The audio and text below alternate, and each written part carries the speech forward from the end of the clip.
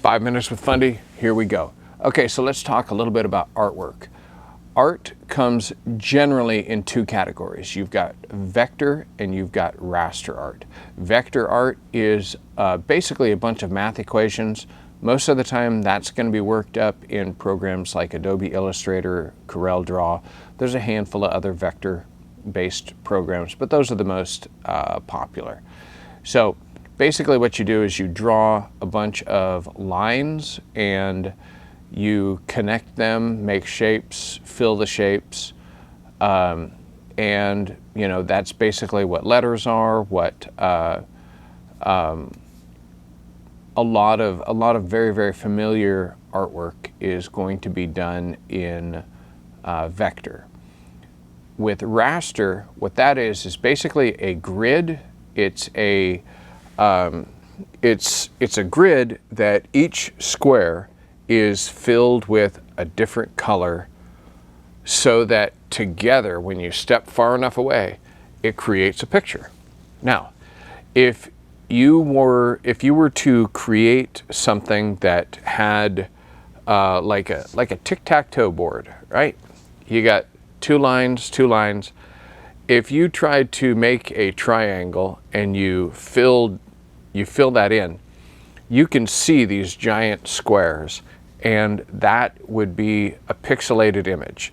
If you want it to look like a bunch of squares, that's totally fine. But if you want it to be a nice smooth line, you're going to have to do one of two things. You're either going to have to make it a vector image so that it's just math, or you're going to have to make it much, much higher resolution so that the boxes are smaller and you're able to have thousands of little squares, and that would make it so that you can have your shape, right? And have all your edges be nice and smooth.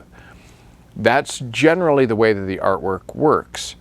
A couple of pointers would be, if you are designing your artwork in Photoshop, or you're designing your artwork in a raster-based piece of software, a painting program or something, then what I suggest is, instead of making it so that you're designing it to be 10 inches wide, I would suggest design the thing to be 30 inches wide and send that file to me.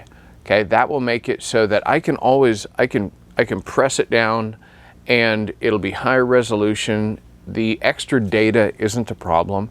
It's just that when you do the opposite and you take something really small and you blow it up, that's when we wind up with problems. So you can, there's a couple of different ways that you can export your art that'll make it so that it is it's smooth, and so that it's, you know, in the original format. I generally like my raster art to show up as 300 DPI. I like it to show up with the anti-aliasing off, that sort of thing. That gives me a sharper image to work with, because when we print, we're printing through a mesh screen, which means that we've got threads going in either direction. And if you look close enough, you can see little squares, but we're running with rather high mesh, and so you got to really look close to see the little boxes. Now, with respect to all of that, if you are not sure if your art looks good, looking at it on your phone isn't a good way of knowing if your art looks good, because you're going to have to like really zoom in, and you can't really tell by looking at it on your phone. If you've zoomed in enough, now it's 10 inches wide, that's really not a thing. But if you've got art, it looks good on your phone, you're a little bit concerned, maybe it's not, you know, maybe it's not going to work, maybe it is, you just don't know. You can always send it to us, and we can take a look at it, import it into the software, increase the size to the full size, and then we'll zoom in and we can let you know. We can also crop it and send a picture to you so that you can see, hey, this is what it's going to look like full size.